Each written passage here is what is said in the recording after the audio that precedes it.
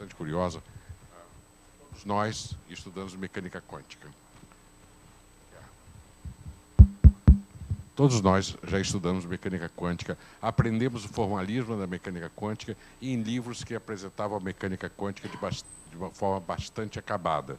Para nós, a mecânica quântica era uma coisa que tinha que ser entendida. Para o Bohr, ele dizia, se você entende a mecânica quântica, é que de fato você não entendeu a mecânica quântica. Mecânica quântica é alguma coisa que não se entende. Eu acho que o Olivar vai falar de algumas questões atuais dessa mecânica quântica da década de 20, que está resolvida pelo Congresso de Copenhague, não importa, mas que ainda tem muita coisa para ser pensada. Tá? Então, eu queria passar para o Olival, que vai falar sobre o Teorema de Bell. Né? Quer? Tá bom? Então, Olival. Eu estou com... Está aqui. Tá. Perfeito.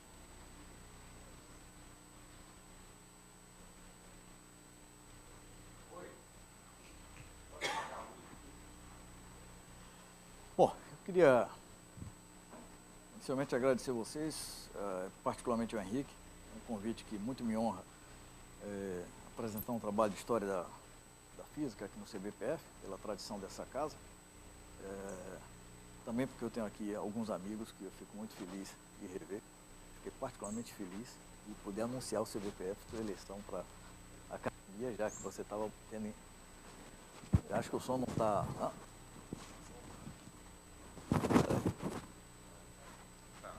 Tá. Ele estava mantendo em segredo. Bom, enfim.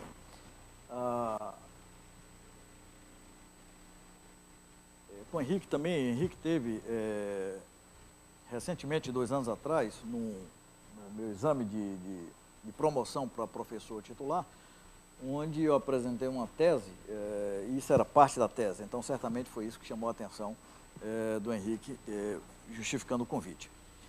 Então é isso, eu quero apresentar um brevíssimo panorama da história do Teorema de Bell e dos testes experimentais. Tá? Então veja, antes de falar propriamente do Teorema de Bell, eu queria lembrar que a origem conceitual do Teorema de Bell está num problema que ficou mal resolvido nos fundamentos da teoria quântica desde 1927, como o Henrique chamou a atenção. Ou seja, na altura de 27, você tinha uma mecânica quântica bem estabelecida, formulação matricial, formulação ondulatória, associação de probabilidades, digamos assim, às amplitudes da solução da equação de Schrödinger, o princípio de Heisenberg, a interpretação da complementaridade dando uma arrumação naquilo tudo, não é? E, como vocês sabem, rapidamente se formou uma espécie de um consenso, se não um consenso, mas pelo menos uma dominância de que os problemas fundamentais estavam bem resolvidos, bem equacionados.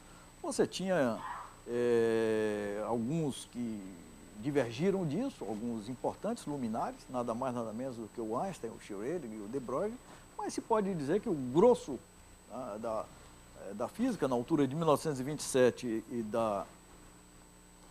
particularmente depois dos 2 congressos importantes, o Congresso de Como e a Conferência Solvay, se pode dizer então que os físicos passaram a considerar de que os problemas de fundamento da teoria quântica estavam bem resolvidos e a teoria quântica era uma teoria completa e mesmo que as sutilezas epistemológicas da interpretação não fossem do interesse de todos, mas se tinha uma percepção de que o problema estava equacionado, tinha que se tocar como se diz, tocar para frente, quer dizer, o desfile não para, né? Então a fila não para, né? tem que enfrentar a próxima etapa, o tratamento relativístico, quantização de campos, etc. e tal. Mas ficava um problema cuja raiz é de uma simplicidade brutal.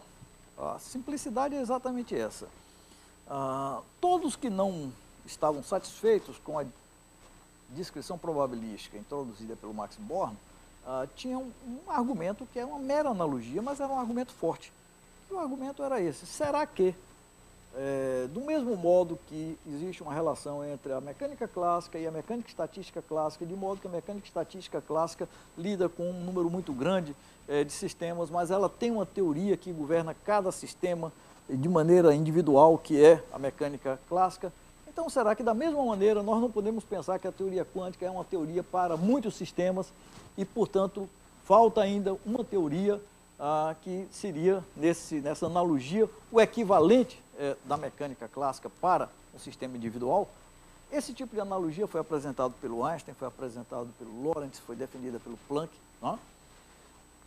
E essa analogia terminou adotando essa expressão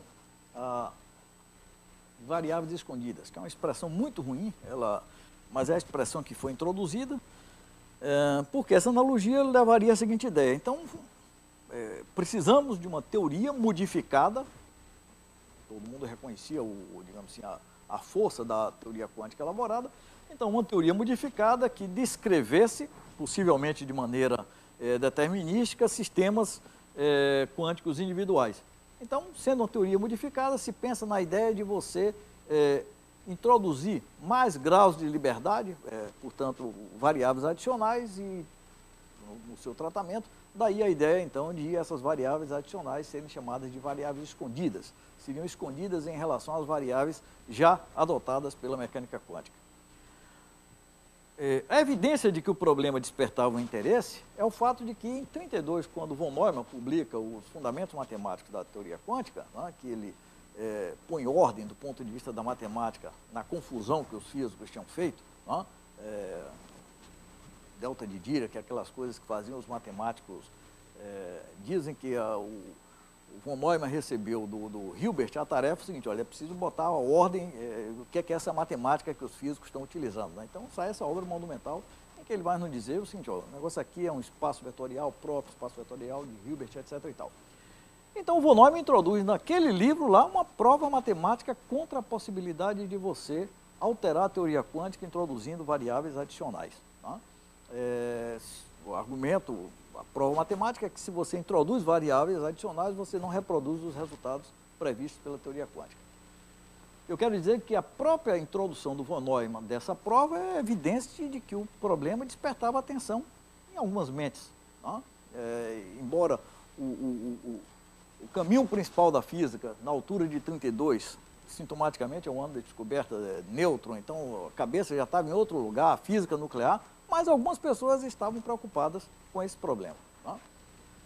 3 anos depois, o Einstein e o Bohr têm um debate, dos vários que eles tiveram, sobre a interpretação da teoria quântica, em que o Einstein elabora uma experiência de pensamento, que hoje tem o nome de EPR, pelas referências aos autores desse artigo, Einstein, Podolsky e Rosen. Todos vocês conhecem aqui, é um experimento de pensamento com o qual o Einstein teria conseguido apresentar um argumento convincente a favor da incompletude da teoria quântica. Então é um argumento que você tem duas partículas que elas interagiram, de modo que você possa ter, por exemplo, a informação sobre a quantidade de momento inicial do conjunto das duas partículas, essas partículas se separam. Então o Einstein escreve uma expressão, por exemplo, para o momento do sistema das duas partículas, ou você pode escrever uma expressão nos marcos da teoria quântica para a posição das duas partículas, e ele mostra então que se você escolhe fazer uma medida, por exemplo, da quantidade de movimento na primeira partícula, com aquelas informações iniciais você pode obter informação sobre a quantidade de movimento da segunda partícula. Até aí nenhuma novidade, prossegue o Einstein, que entretanto, se eu resolvo fazer uma medida da posição da primeira partícula, pelo mesmo raciocínio eu posso obter informação sobre a posição da segunda partícula. E aqui está o problema, porque significa que a segunda partícula, então, teria momento e posição bem definidas, o que não é previsto pela teoria quântica. O argumento do Einstein, então, é de que isso é uma evidência da incompletude da teoria quântica. O Bohr se safou, ou se saiu desse debate, com um argumento típico do modo como o Bohr enfrentou os argumentos, os debates com o Einstein na época, mostrando que quando você desenhava com precisão qual era o aparato experimental adequado para medir a quantidade de movimento da partícula 1, esse tipo de aparato experimental não era adequado para medir a posição da partícula 1.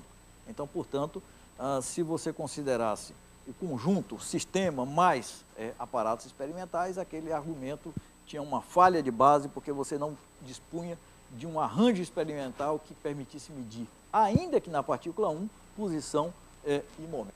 Né? Esse problema aí morreu, então, na literatura, sem grande repercussão.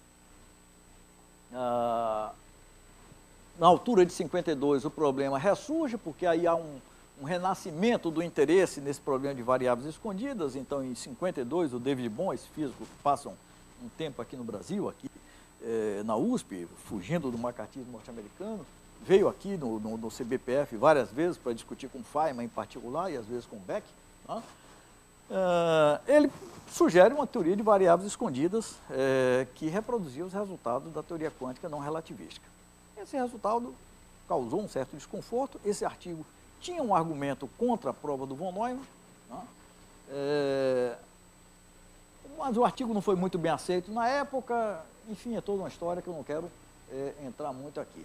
E, finalmente, 65, portanto, praticamente 50 anos atrás, esse jovem físico, John Stuart Bell, um jovem irlandês, nessa altura era um físico da divisão teórica do CERN, trabalhava com partículas e campos, trabalhava também em desenho de reatores, não de reatores, de aceleradores. Então ele elabora o que a gente chama hoje do Teorema de Bell. Então eu falo agora do Teorema de Bell, mas isso aqui é um pouco assim o pano de fundo para mostrar de que o teorema que vai surgir em 65 tem uma conexão, que eu vou retomar agora, com esse probleminha que tinha ficado lá nos fundamentos da teoria quântica. O que a gente chama de Teorema de Bell é um dos dois resultados que o Bell publicou entre 65 e 66. O primeiro, o Bell apresentou argumentos mostrando de que tinha problemas com a prova do von Neumann. Eu não vou entrar aqui nessa discussão, mas o outro resultado, que está conectado com esse, é o que me interessa, que o Bell reexamina o tal do argumento que o Einstein apresentou, que esse experimento de pensamento chamado EPR, ele reexamina esse experimento com o seguinte foco. Ele busca identificar quais eram as premissas não explícitas no experimento de pensamento ou no argumento que tinha levado Einstein a defender, com base naquele experimento de pensamento, que a teoria quântica seria uma teoria incompleta. Então, o Bell identifica duas premissas que não são novidade, porque quando elas são apresentadas assim, todo mundo diz, mas é claro que o Einstein tomava isso por garantido. Então, o primeiro, o realismo. O Einstein nunca negou a convicção realista dele. Nesse sistema, duas partículas que se separam, o realismo significava dizer de que uma partícula tem propriedades bem definidas, quantidade de movimento e posição, ou componentes de spin, ou polarização, ela tem propriedades bem definidas, mesmo que a gente não conheça. Essa é a premissa do realismo. Não? E a outra premissa, mais do que evidente, se você pensa no Einstein, mas na física toda a essa altura, a premissa da localidade. Uma medida sobre a primeira partícula não pode alterar o estado da segunda partícula, salvo se houver uma interação com uma velocidade menor do que a velocidade da luz, passando da partícula 1 para a partícula 2. Bom, essa é a parte da análise conceitual. O mérito é que o Bell conseguiu, com base nessas duas premissas, fazer um modelinho desses absolutamente idealizados, que levava a esse tipo de desigualdade. Não? Ele consegue traduzir aqueles dois conceitos num modelo matemático. Para a gente compreender melhor esse modelo matemático, eu coloco uma foto aqui, que é do próprio Bell. Então, a linha A, B' e B, esse modelo é um modelo idealizado, mas é um modelo, portanto, que opera com variáveis bivalentes, do tipo componente de spin, polarização. Não? Então, você tem variáveis que assumem somente dois valores, e a linha A, a linha B e B' são ângulos arbitrários na partícula A e na partícula B. Tá? Então, você tem, na verdade, uma correlação, e essa correlação, você soma ali aqueles quatro termos, aquilo ali dá menor ou igual a 2. Tá? Então, isso que é a chamada desigualdade de Bell. E onde, então, que está o teorema de Bell? O teorema de Bell é que quando você introduz valores previstos pela teoria quântica para aqueles termos de correlação, aquele termo ali intermediário vai a 2 raiz de 2 no modelo original pelo Bell. Portanto, conclusão é que a teoria quântica ela pode violar aquelas desigualdades construídas pelo Bell. Por que eu disse pode? Porque como você tem ângulos ali, A', B e B', essa violação não ocorre para todos os ângulos. Ali, o pontilhado é a previsão da teoria quântica, a linha mais cheia é o resultado do modelo do Bell, o modelo realista local. Então, você vê que para 0,90 a 180 não tem contradição entre uma teoria realista local e a teoria quântica. Para valores intermediários, você tem discrepância. Tá? Portanto, então, o teorema de Bell diz o seguinte, olha, uma teoria realista e local não poderá reproduzir todos os resultados previstos pela teoria quântica. Isso é que é o teorema de Bell. Por que esse teorema se tornou muito interessante? Quando Bell publica isso, nem ele tinha consciência se uma situação experimental como essa, variáveis bivalentes, ângulos entre 0 e 90, se isso já tinha sido objeto de teste ou não. Então, assim, o teorema no início também não despertou grande atenção, mas finalmente, 4, 5 anos depois, uma dupla de 2 físicos norte-americanos, Abner Shimon e o John Clauser, eles entraram em campo de maneira independente, depois juntaram forças. O esforço deles foi de traduzir esse modelo super simples para um modelo que pudesse ser testado no laboratório, e eles, ao fazerem, digamos assim, essa tradução, eles começam também a procurar pelos resultados disponíveis e têm a descoberta de que não havia resultados que permitissem verificar se a teoria quântica estaria correta ou uma teoria realista, uma teoria cumprindo as exigências do realismo local. Você tinha resultados anteriores, por exemplo, com polarização de 2 fótons emitidos numa cascata. O Combs tinha feito esses experimentos desse tipo em 67, mas em ângulos 0,90. Então, esse trabalho que é publicado em 69, que o trabalho na literatura chama CHSH, que é o Clauser, Horn, que era aluno do Shimon, Shimon e o Holt, que era um estudante de doutorado de Harvard na época, né? Eles, então, propõem, portanto, um experimento com polarização de fótons com ângulos intermediários, e daí saem os 2 primeiros experimentos com as desigualdades de Bell. O Clauser, com um estudante de doutorado na Califórnia, o Friedman, Stuart Friedman. O outro experimento, exatamente com o Holt e o Pipkin, que era professor na Universidade de Harvard. Tá?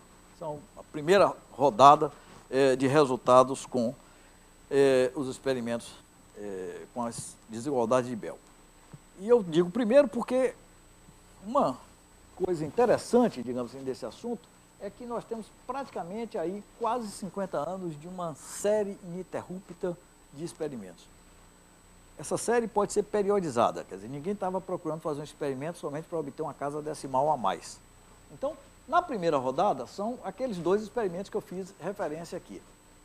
O experimento do Clauser, junto com o Friedman, divulgado em 72, o resultado bate muito bem com a teoria quântica e viola as desigualdades de Bell. Os resultados do Holt, o resultado do experimento, viola a previsão da teoria quântica e bate e confirma a desigualdade de Bell.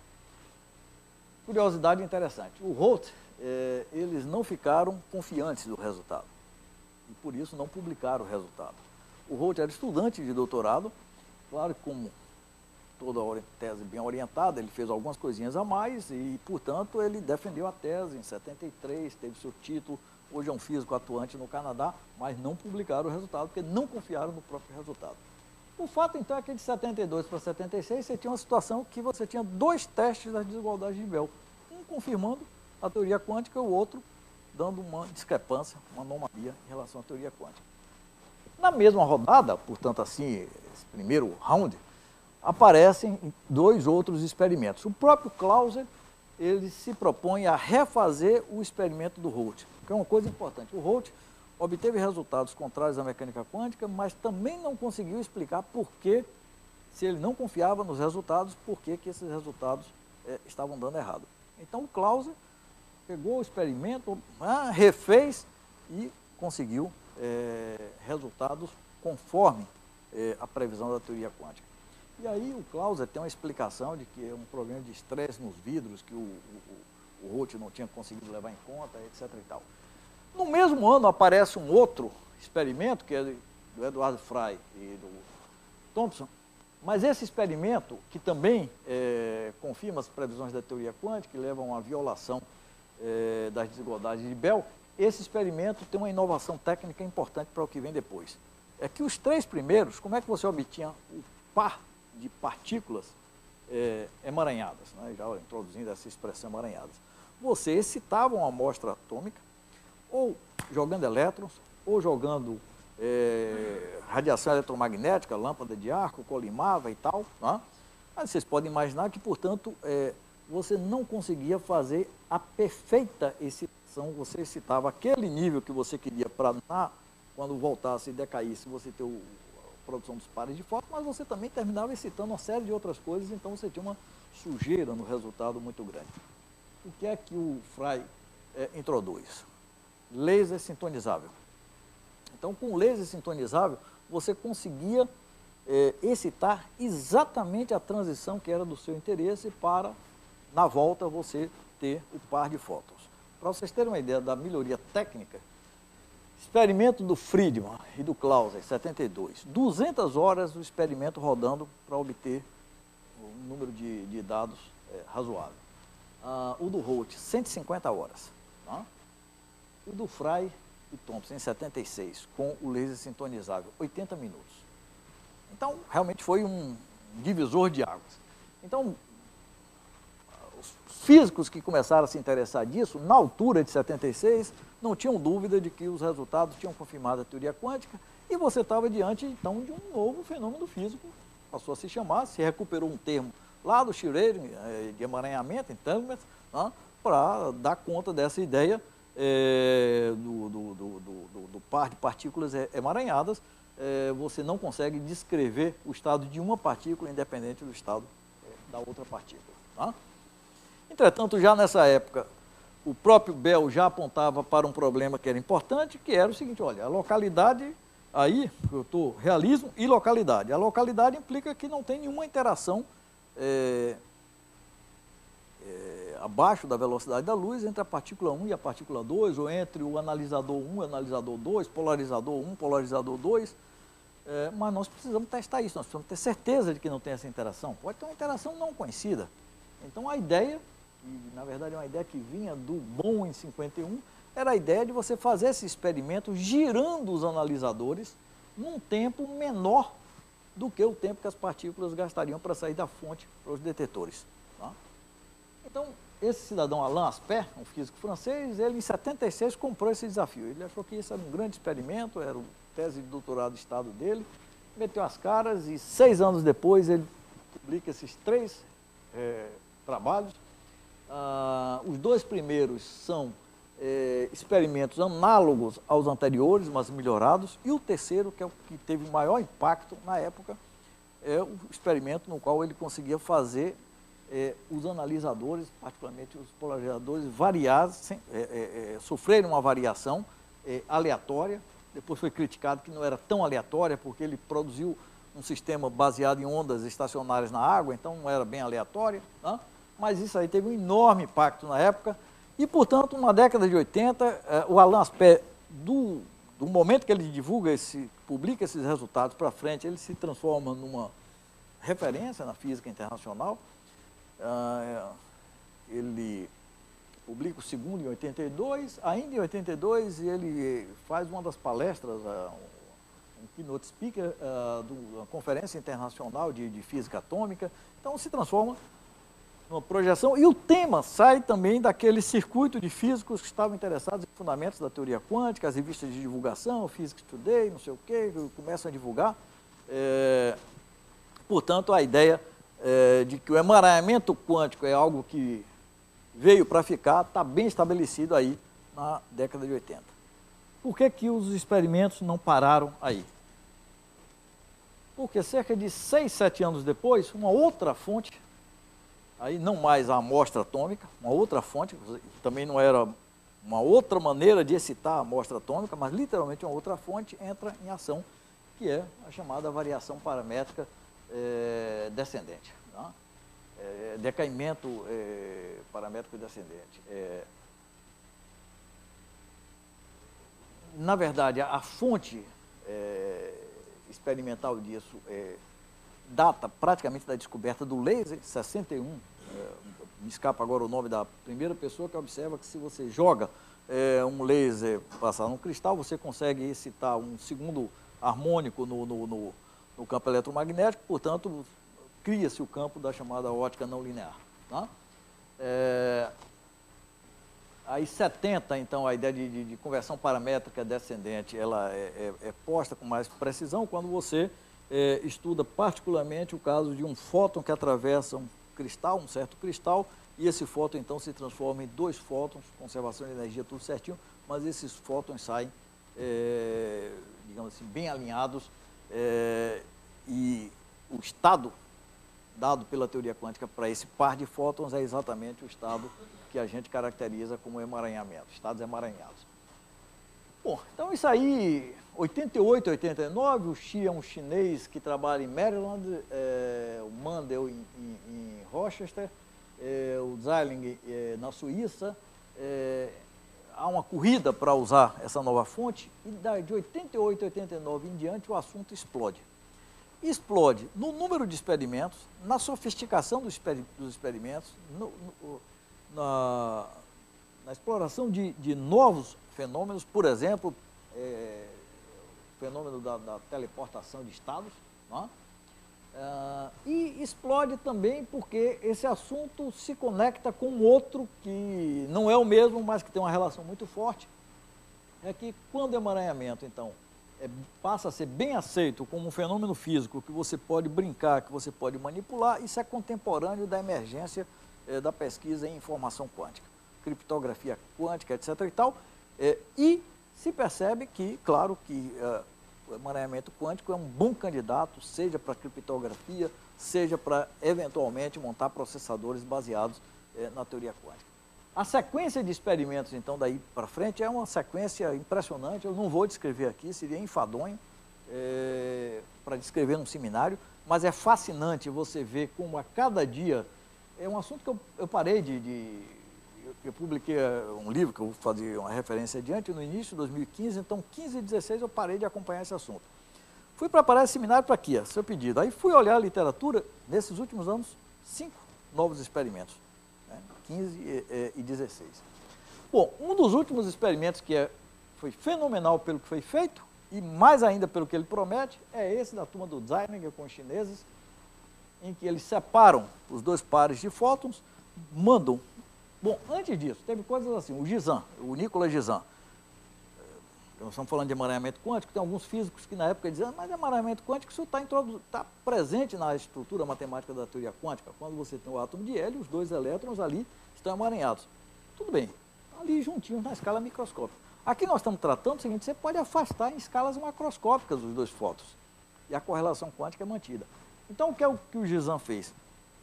Jogou o par de fótons numa rede de fibra ótica, separou de 10 quilômetros, mediu, confirmou as previsões da teoria quântica.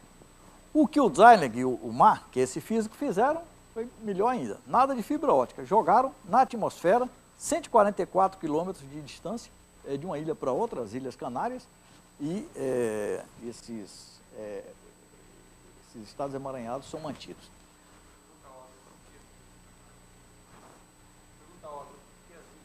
Não sei te responder. É uma boa pergunta. Talvez, é uma boa pergunta. Não tem uma boa resposta, não. 143 quilômetros tem que estar por fora. Possivelmente seja essa.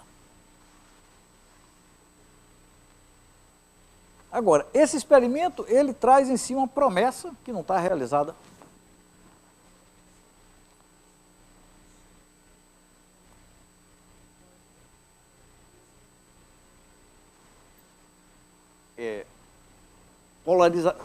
polarização de um lado, polarização do outro, então confirma-se e das contagens de polarização em ângulos diferentes, você recompõe exatamente aquele termo. Então, o que é que mede é a polarização, é uma contagem de polarizações. Esse termo daqui. O que é que esse experimento promete? Você jogar pares de fótons para o satélite e voltar. Então, se criptografia quântica tem uma chance de se viabilizar, tem que ser via satélite. Não tem jeito. Né? Hoje é o projeto que o Xilinx com os chineses estão fazendo. Um dos últimos experimentos, e com isso eu encerro a lista dos experimentos, é esse que o resultado é publicado no Archive 21 de novembro, é recentíssimo. Qual é o argumento? Qual é o problema? Uma das críticas feitas àquele primeiro experimento do ASPEC, que você girava os analisadores de maneira aleatória, era exatamente a crítica seguinte: não é bem aleatório porque você está usando uma onda estacionária. O Xilinx fez um experimento intermediário em que você obtinha você fixava a orientação conforme um gerador quântico de números, um gerador aleatório de números. Não? Mas aí também tinha críticas desse tipo. Então, esse grupo que o Xilinx está metido, e particularmente o Kaiser, que eu tenho acompanhado, mas o que é que eles tentam fazer? Ao invés de você, para você ajustar os seus, digamos assim, os seus detetores ou os seus polarizadores, você encontrar uma maneira de gerar aleatoriamente orientações, indicações de orientações, mas de modo que você possa ampliar, se há uma interação desconhecida, você possa ampliar substancialmente o tempo em que essa correlação entre os dois polarizadores foi gerada. Então, a ideia que eles têm é de utilizar. Aí tem aspectos técnicos que eu não estudei o suficiente, então não saberia explicar para vocês, mas é utilizar informação que vem, luz do fundo da galáxia, para você, usando, digamos assim, essas informações, poder ajustar os seus analisadores. Tá? O experimento que eles fazem, e o primeiro teste que eles fizeram, uma espécie de prova de conceitos, mostra de que se existe essa interação desconhecida, essa interação certamente foi estabelecida alguma coisa como 600 anos atrás. Então, portanto, é algo que mostraria o seguinte: olha, é preciso então que haja muita conspiração na natureza para que esses experimentos estejam sendo enganados e, portanto, você ainda possa preservar a expectativa de manter o realismo local. Bom, essa é uma apresentação super rápida dessa lista de experimentos, do teorema e da lista de experimentos. O que eu quero agora colocar é um pouco sobre esses personagens e um pouco no espírito, inclusive, do que você pediu, Henrique, mostrar que essa história não é uma história tão arrumadinha, tão perfeita, tem muitas confusões aqui pelo meio nessa história. Tá? Então, antes de trazer algumas evidências, qual é o argumento que eu quero usar? Né? Eu chamo esses físicos que se envolveram mais diretamente nisso de dissidentes quânticos.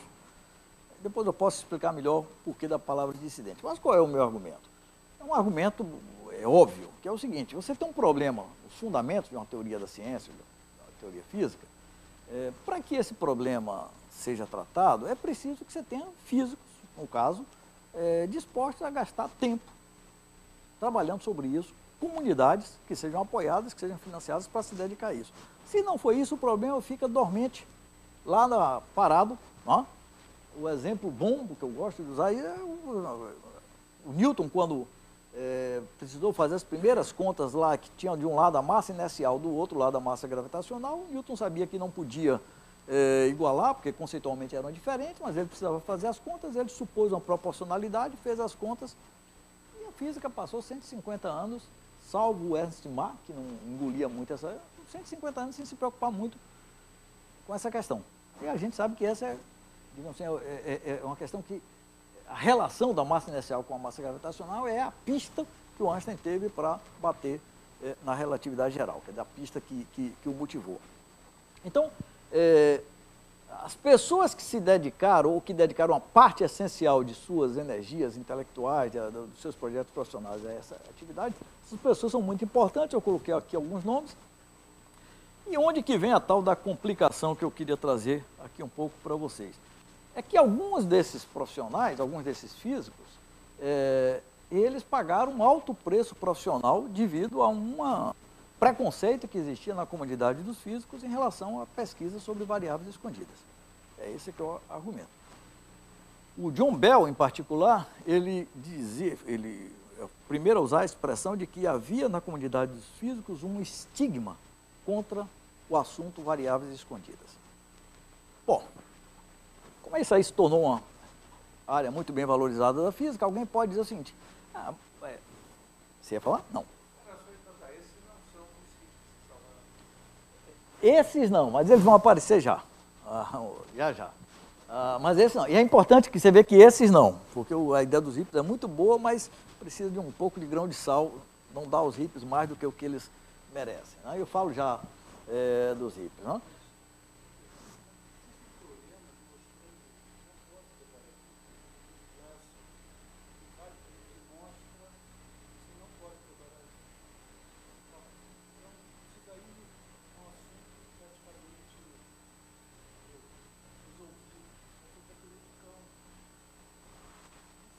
Eu diria que, veja, o que você está dizendo que tem o teorema do Gleason é isso, o teorema do Gleason é um reforço de 57, exatamente, é uma revisão da prova do von Neumann. Tá?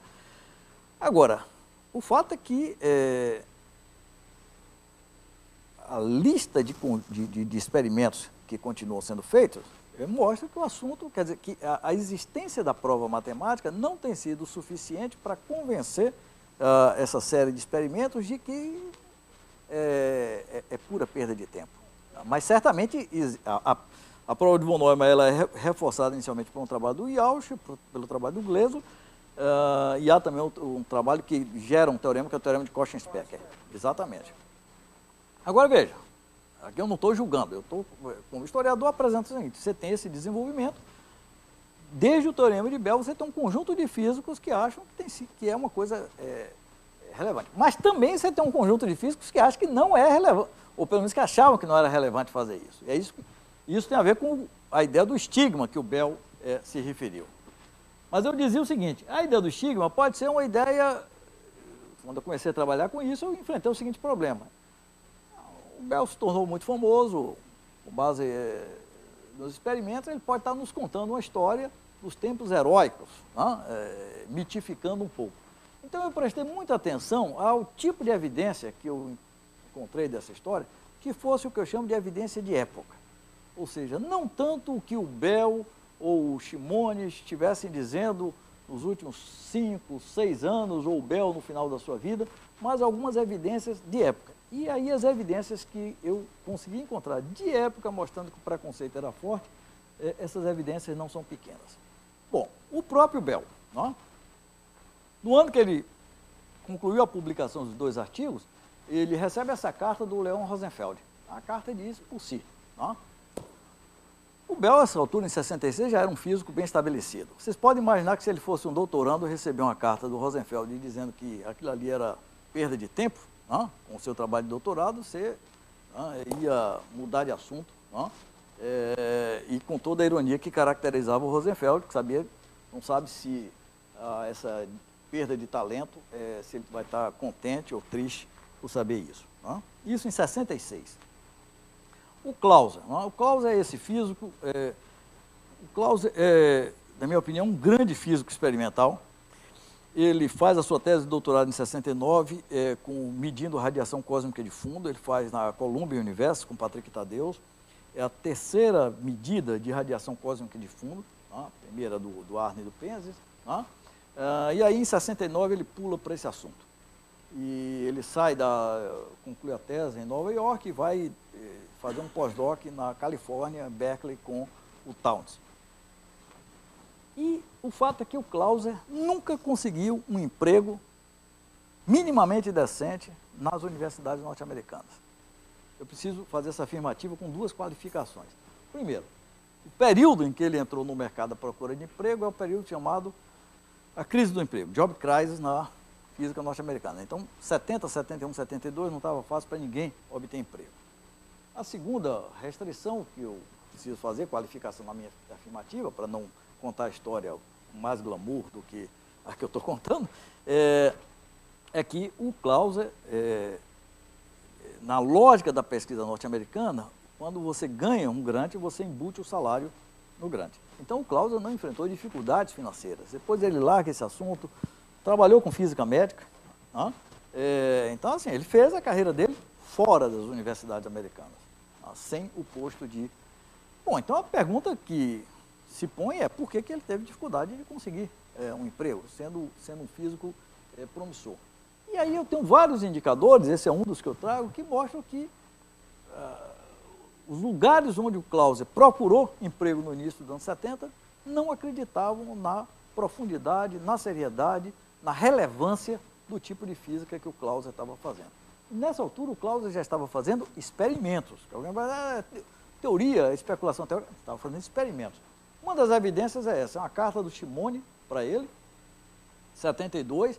Ele diz que ele encontrou Bernard D'Espagnat, que era um físico que tinha se tornado muito interessado nesse tema, né?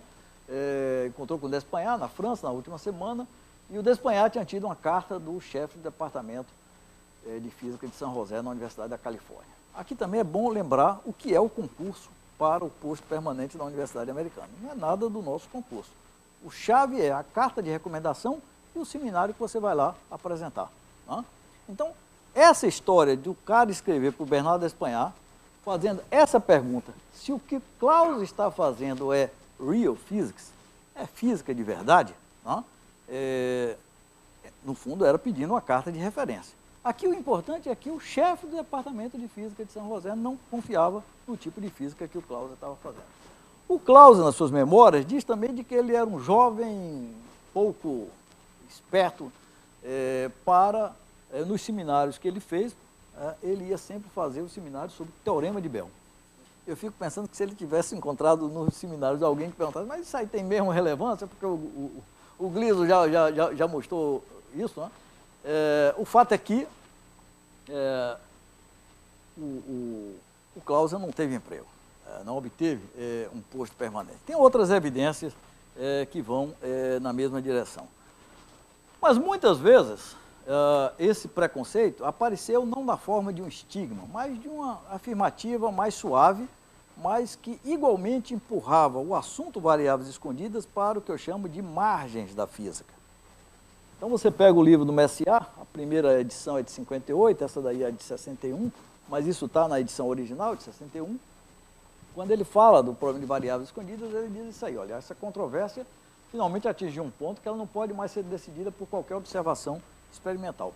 Por isso, daqui para frente, é um assunto que pertence mais à filosofia da ciência do que à própria física. Então, é uma afirmativa muito elegante, muito discreta, mas veja, não é assunto para físico, é assunto para a filosofia da física. Não? Forçando a mão para fazer um pouco de conexão, tá? Eu sei que eu vou forçar a mão aqui, nessa altura, 63, 64, você tinha um jovem físico que se apresentou para fazer uma tese de doutorado, o mesmo tema, variáveis escondidas, com o David Bohm em Londres. Esse cara é o Jeffrey Bubb. Tá? Veio da África do Sul, foi fazer a sua tese, fez a tese, publicou uns trabalhos interessantes. O Bubb nunca obteve trabalho num departamento de física. Fez uma enorme carreira nos departamentos de filosofia. É um filósofo com prêmios, etc. E tal. Tá? Então, esse aqui é o que eu chamo, então, do preconceito. Né? Aqui eu pulo, aí, só para mostrar que uma pessoa como essa, o Clauser, junto com o Asper e os outros, eles hoje têm todo o reconhecimento da comunidade. Eles ganharam o prêmio 2010, o prêmio Wolf, que é considerado, por muitos, o segundo prêmio em ordem de relevância depois do Nobel. Né? E ganharam exatamente pelos trabalhos com os estados emaranhados e com os experimentos com os estados emaranhados. Eu passo Agora, para a parte final da minha apresentação, o semifinal. É o seguinte, como é então que um assunto que foi objeto de preconceito, vamos dizer assim, um assunto que estava considerado um pouco nas margens da física, como é que esse assunto passou a ser um assunto bem considerado na física, despertando a atenção de tanta gente? Explicação. A resposta que eu tenho para isso envolve diversos fatores. Um deles eu já apresentei aqui desde o começo. Se você tem um problema conceitual importante na ciência, não adianta botar pedra em cima. Mais dia, menos dia, o problema reaparece. Tá? Então, essa é uma razão que eu diria assim, estritamente interna à ciência, estritamente cognitiva, conceitual. Tá? Mas, nessa história, me chamou muita atenção de que alguns dos fatores que empurraram também esse assunto para uma posição importante na física são assuntos que normalmente a gente pode considerar, eu diria, externas à física. Tá?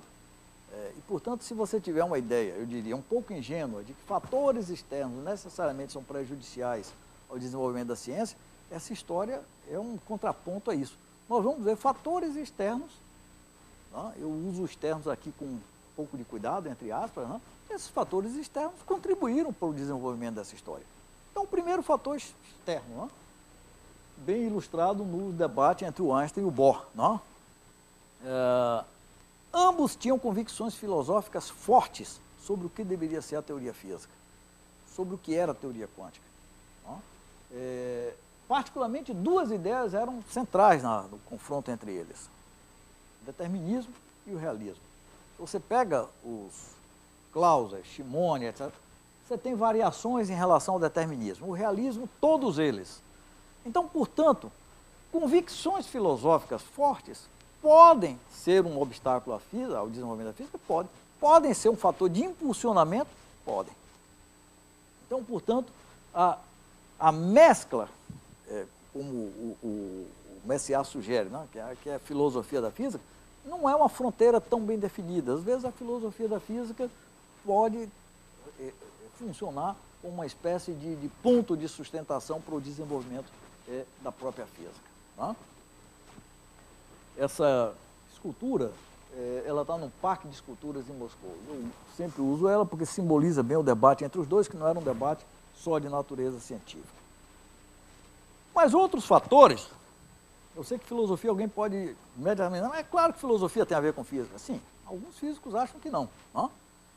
Mas outros fatores, como o contexto cultural, social, político, aí certamente isso é externo à física. Não?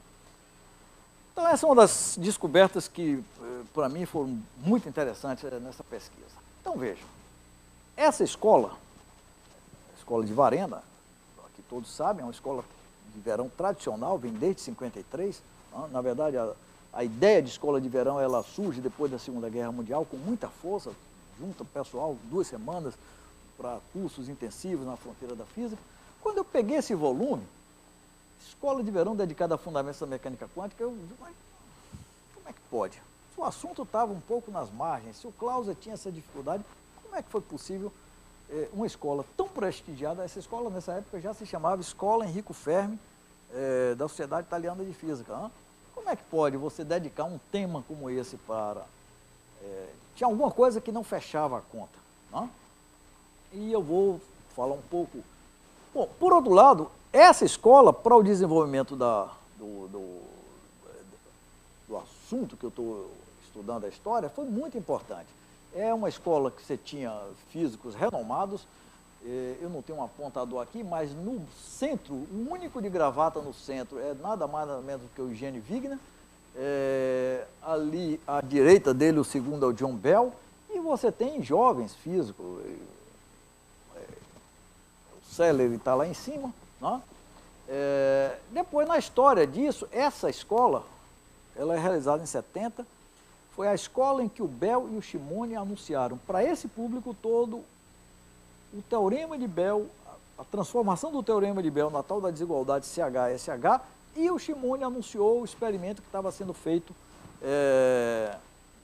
nesse momento na Califórnia. O Clauser não veio a essa escola. O Shimon e o Seller relembram que o Sellery ficou tão fascinado pelo assunto, o Sellery estava se movendo para o assunto de fundamentos da mecânica quântica na época, que o Sellery pressionava o Shimon para ficar fazendo chamada a longa distância para saber se o Clauser já tinha resultados, e que não tinha, né? Os resultados só foram sair em 72. Então essa escola foi muito importante, ou seja, foi um momento de socialização do Bell. O Despagnat, que está aí no meio, foi o diretor dessa escola. O Despagnat tinha interesse em fundamentos da mecânica quântica desde 65, 66, mas num outro problema, que era o problema da medição. É aqui na escola que o Despagnat se envolve com o problema da desigualdade de Bell e passa a ter um papel muito importante. Então a escola foi importante por várias razões. E pelas razões que eu vou falar a seguir, eu costumo brincar dizendo que essa escola pode ser chamada do Festival de Woodstock dos dissidentes quânticos. Tá? Bom, então eu vou passar rápido nas evidências, mas veja, a documentação que eu consultei, na mesma linha vai sair agora, não deve demorar muito, um artigo escrito pelo Silvio Berger e mais 2 italianos sobre os mesmos acontecimentos. A decisão de dedicar a escola de 70 a esse tema foi uma decisão eminentemente política da Sociedade Italiana de Física, foi a maneira que a Sociedade Italiana de Física lidou com a forte dissidência política e cultural no meio dos jovens físicos italianos. Aí você tem que entender que se a gente, quando fala em 68, lembra mais de Paris 68, maio de 68, a contestação política e cultural na Itália era tão ou mais forte do que na França. Os historiadores chamam, quando você fala da Itália, a expressão é o longo 68. Tá? E o longo 68 da Itália, inclusive, acabou mal, tá? Porque só vai acabar, são chamados anos de chumbo. Tá? Os da França foram radicais no começo, mas baixou a poeira mais rapidamente. Então, eu tenho várias evidências de que, de como que essa decisão política aconteceu. Então, você tem um jovem físico como Tonietti dizendo isso, olha, no final dos anos 60, nós queríamos uma mudança profunda na sociedade e mesmo no modo de fazer física. É por isso que nós começamos com os fundamentos da mecânica quântica. Tá? O Baraka, hoje ele é mais historiador da física, né? Ele diz, eu estava entre os jovens físicos que criticaram a pesquisa institucional e sugeriram a proposta de introduzir uma reflexão sobre os fundamentos da física. A mesma sociedade italiana, em 69, tomou a decisão de dedicar a escola de 70 a fundamentos da física e a escola de 72 a história da física no século XX. Aqui é o presidente da sociedade, na época, o Toraldo de França. Aí ele diz isso com todas as cores da política da época, né? Que ele estava dividido entre os velhos professores, reacionários, mas não fascistas, os outros radicais de esquerda, etc. e tal, e ele no meio, e aí ele apresenta, isso aí foi uma entrevista, que apresenta valorizando o papel dele, né? Que a sociedade arriscava dividir, e ele salvou a Sociedade Italiana de Física dessa maneira. Tem um artigo, esse artigo que eu falei que vai aparecer do Silvio Berger, eles vão desafiar essa declaração de que a sociedade estava à beira da divisão. Bom, é a versão do Toraldo de França. Né? O Bernardo Despagnat, entrevistado em 2001, quando eu fiz essa entrevista com ele em 2001, eu não tinha essa hipótese na cabeça, então não fiz essa pergunta para ele. Ele é que puxou o assunto e disse isso aí. Eu suponho que existiu, vindo da base, algumas demandas para colocar em questão as visões recebidas. Era 70, um tempo em que muita agitação política e intelectual estava acontecendo. Na Itália, como na França, existiam jovens físicos que eram ativistas. Isso pode ter jogado um certo papel. Então, portanto, na verdade, o meu argumento é esse, é o contexto político e cultural da época, abrindo, digamos assim, a sociedade, incluindo as sociedades científicas, para uma atitude de mais tolerância em relação a temas que não eram os temas mais canônicos da época. Há 2 anos atrás eu tive a oportunidade de apresentar esse mesmo seminário em Copenhague. Quem conhece Copenhague sabe que eles têm um bairro, que é o Christiania, que é um bairro hippie ainda hoje. É o lugar em que você fuma um baseado livremente, né? É mantido no tempo, no centro de Copenhague. Né? Então eu pude dizer no seminário exatamente isso. Olha, a sociedade ali na década de 70 teve uma atitude mais flexível. A mesma sociedade, em geral, que absorveu o Christiania, abriu as portas da física para temas mais heterodoxos como esse. Né? Então, aqui é só um documento de época, mas que ilustra o que era essa contestação política e cultural da época. Não é? Essa é um apanhado de documentos da época, feito pelo Bruno Vitali, e expressa bem essa contestação ao envolvimento da física na pesquisa militar. Não é? Tipicamente a figura do físico europeu do entre guerras, com cachimbo e tal, e o título é muito significativo. Vocês conhecem a expressão a guerra dos físicos quando você refere à Segunda Guerra. Primeira guerra, a guerra dos químicos, a Segunda Guerra dos físicos. Aqui não é a guerra dos físicos, não. São os físicos da guerra. Exatamente, exatamente. Denunciado que vem à tona exatamente 70 a 71. Eu estou sem tempo para colorir a descrição dessa agitação, mas, gente, é coisa que talvez aqui os mais velhos saibam, os mais novos não têm ideia. Por exemplo, nesse contexto, um cidadão como o Gelman, tá certo? Que hoje qualquer instituição, ainda hoje ele velhinho, tira um enorme prazer, o CBPF, de recebê-lo aqui para fazer um seminário. Gelman foi escorraçado do Collège de France em Paris, porque os estudantes, e do CERN também, o de Paris eu conheço as coisas em detalhes, porque é o seguinte, você vai falar aqui sobre a sua participação do GESO. Primeiro fale sobre a participação no GESO, que era um projeto militar, e depois fala sobre física de partículas. Não teve jeito, o Gelman teve que enfiar os quarks no saco e não conseguiu falar, e foram várias desses eventos. Né? Bom, eu acentuei, puxei para o lado da política, né? Mas veja, o contexto da época era político, era cultural e a separação não era muito trivial. Né? O Clauser, num depoimento dele, aí é um depoimento, digamos assim, já nos anos 90, ele diz isso, né, que era a geração dele que estava vivendo uma época de pensamento revolucionário e ele queria balançar o mundo. Né? E aí ele dizia, como eu já acreditava que as variáveis escondidas podiam existir, né, eu pensei que esse era o experimento que revelaria a existência. Notem que ele é o primeiro a fazer o experimento e a não revelar a existência das variáveis escondidas. Mas esse livro que apareceu há 4 anos, ele pega um outro lado. Ele pega físicos californianos, muito influenciados pela cultura da nova era, pela contracultura, pela cultura hippie. Né? É um livro fascinante, um livro que quando você lê, fascinante, porque é muito bem escrito e também porque mostra a complexidade do que é a sociedade norte-americana. Você vê físico arrancando dinheiro da CIA e da NASA, das Forças Armadas, porque usar o Teorema de Bell para fazer pesquisa de percepção extrasensorial para a psicologia podia interessar as Forças Armadas. E não tinha dúvida, os caras abriram e botaram dinheiro. Né? E, ao mesmo tempo, típico da sociedade americana, alguns dos eventos financiados. Nós estamos na época do Trump, né? Um dos milionários que financiam os físicos era um desses caras, agora o nome me escapa, mas que tinha um programa de autoajuda que fazia muito dinheiro na época. Né? Alguns dos eventos eram feitos nos banhos exatamente, no Big Sur. Exatamente. Agora, no meio de tudo isso, você pode pensar assim, bom, mas isso aí era uma influência indireta. Não é só uma influência indireta. O Kaiser, ele conseguiu pegar um desses hippies, que era o Nick Herbert, tá? Que não é conhecido como grande físico, é um desses que escreveu esses livros, e ganhou algum dinheiro com livros conectando teoria quântica com pensamento oriental, mas o Nick Herbert achou que você podia usar o Teorema de Bell para comunicação supraluminal. Escreveu e mandou para a revista. Pois bem, os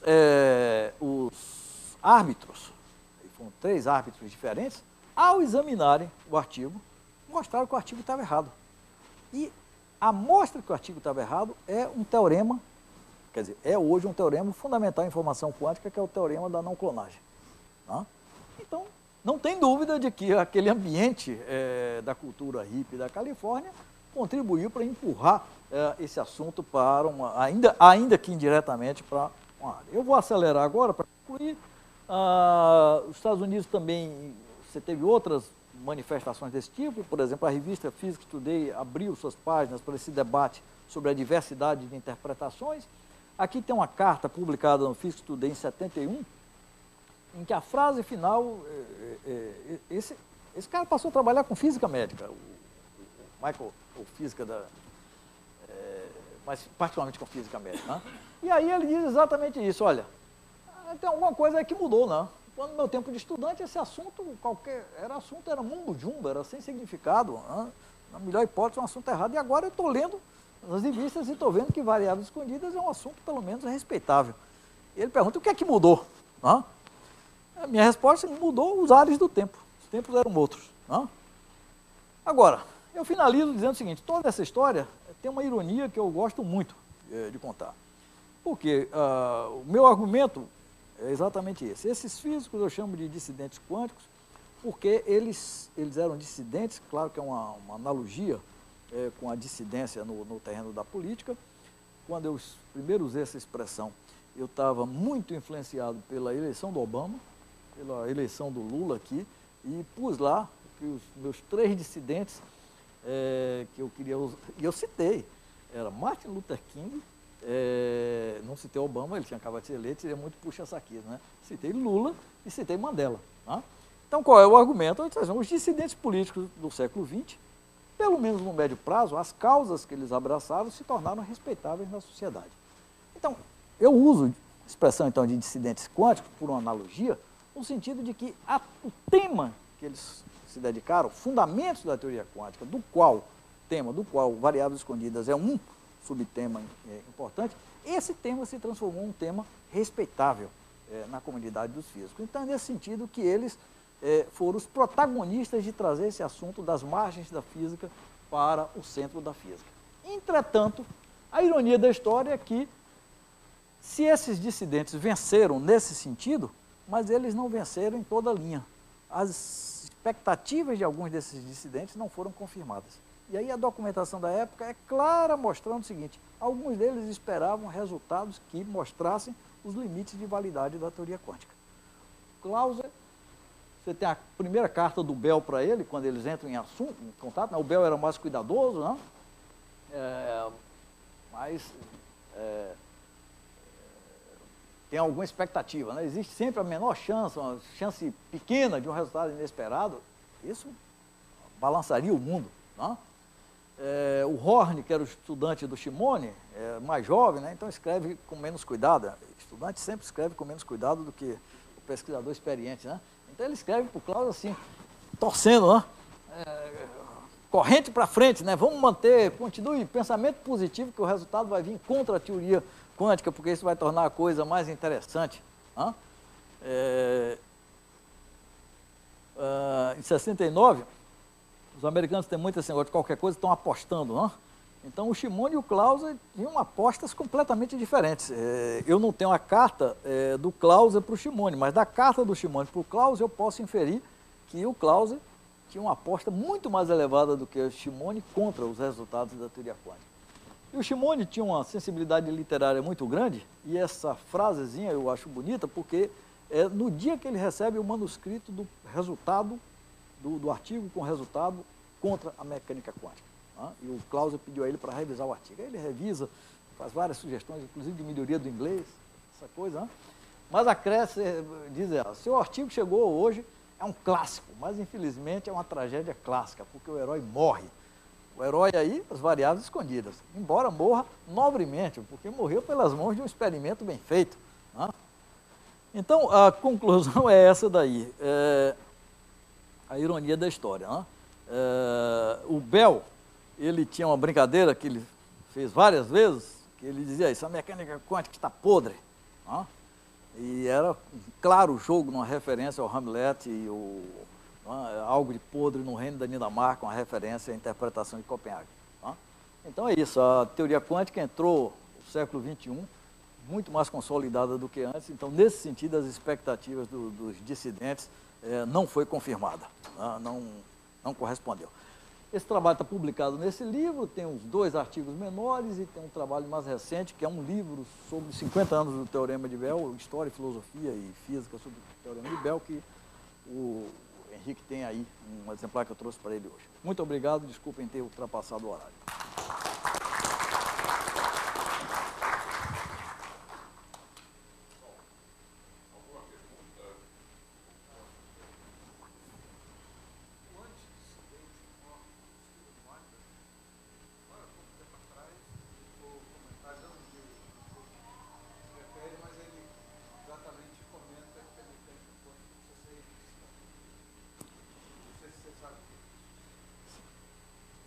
Veja, eu não sei dizer o que é que está no fundo da cabeça do Weinberg, mas essa entrevista causou um frisson pela influência que ele tem, mas a entrevista não surpreendeu se você pegar o livro que ele publicou há 4 anos antes.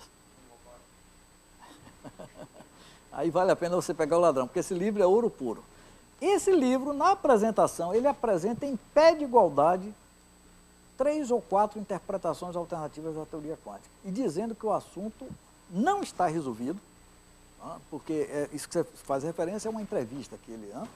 Pois é, mas no livro ele diz com toda tranquilidade que o assunto não está resolvido, que o assunto merece investigação, apresenta da maneira mais honesta e didática possível a interpretação usual, a interpretação de variáveis escondidas, a interpretação de muitos mundos. Então, eu diria assim que quando eu digo que o assunto hoje é um assunto respeitável, veja, eu não estou dizendo que o assunto faz parte do ensino de física, eu não estou dizendo que tem gente que acha que... Claro, tem gente sempre que acha que o assunto vale ou não vale. O que eu quero dizer é o seguinte, você tem hoje um número importante de grupos trabalhando sobre esse tema, e você tem físicos que não tem nada a ver com a noção dos dissidentes, eu achei ótima essa ideia do antidissidente, físicos que têm a convicção de que aqui você tem boa física para ser feita. O Weinberg é um ótimo exemplo, o Zeiling é um defensor da interpretação de Copenhague, e é talvez o maior experimentalista vivo lidando com variáveis escondidas. Você tem o Tony Leggett, que é um prêmio Nobel, que trabalha sistematicamente sobre isso. O Tony Leggett, ele acha que vai encontrar um limite de validade da teoria quântica na transição do micro para o macro, ou pelo menos para o meso. Você tem o Serge Haroche, que não gosta do debate sobre interpretação, mas que fez alguns dos experimentos mais bonitos sobre a interpretação da teoria quântica. Então, assim, o assunto nesse sentido, é nesse sentido que eu digo que hoje o assunto está... que eu botei ali das margens para o mainstream. Ou seja, é um assunto muito bem valorizado na comunidade de física. Esse rapaz, o Jeffrey Bubb, eu mantenho contato com ele, esse foi aluno do BOM, e ele me disse que, justamente conversando com ele sobre essa coisa, que ele não conseguiu um emprego no departamento de física. E o que ele faz é física, faz no departamento de filosofia. Aí ele disse, não, sua tese está completamente certa. Já há uns 15 anos, que você tem interesse em fundamentos da física para o Imperial College, isso é considerado uma boa qualidade na hora de contratar alguém, e não o contrário. Ivan.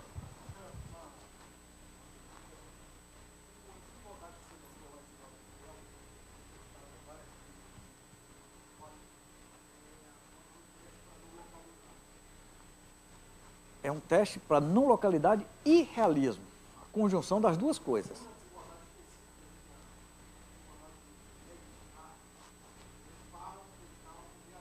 Isso, exatamente. Isso, exatamente.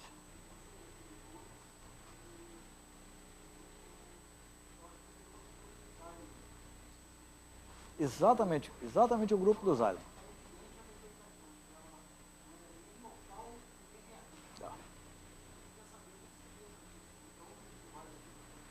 Veja, a pergunta é ótima, mas me permita fazer uma retificação.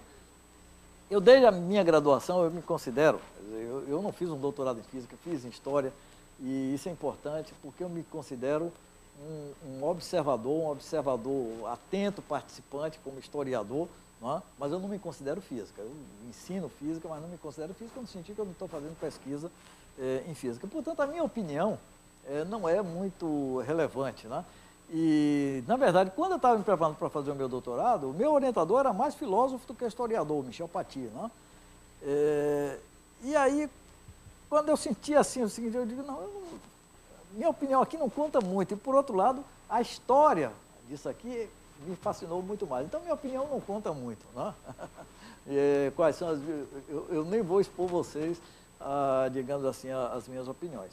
Agora, tudo que você falou aí está correto de A a Z, claro, correto de A a Z, isso, e digamos assim, são pontos que eu não abordei. Eu também não abordei o fato de que hoje você tem um teorema, que não é o teorema de Bell, o teorema de HZ, que é um teorema do Greenberg, Horn e o Zeiling, que é um análogo do teorema, só que você está lidando com 3 sistemas e, portanto, você não tem desigualdade. Você pode testar em uma única rodada. Então, a convicção de que você está diante da necessidade de abandonar o realismo e a localidade é muito forte.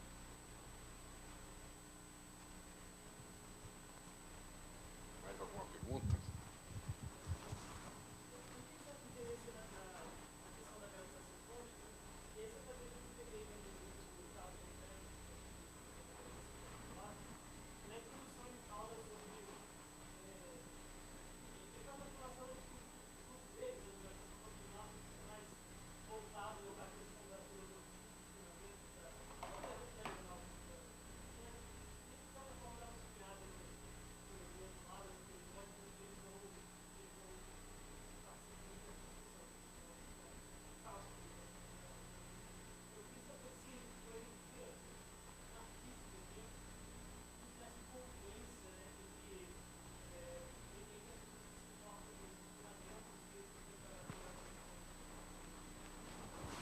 A pergunta é ótima. Eu não diria que tem uma confluência, mas tem uma superposição parcial, um overlap forte. Lhe diria que, na história, vocês podem ver pelo título do livro, eu me interessei de 50 a 90. Eu digo que esse livro é uma pré-história da informação quântica. Então, eu foquei naquele período. Naquele período, a turma que mexia com teoria quântica teve um enorme papel em legitimar esse assunto. Esse artigo que eu fiz referência aqui, do Physics Today, você vai ver que o autor é o Bryce DeWitt. Desculpe.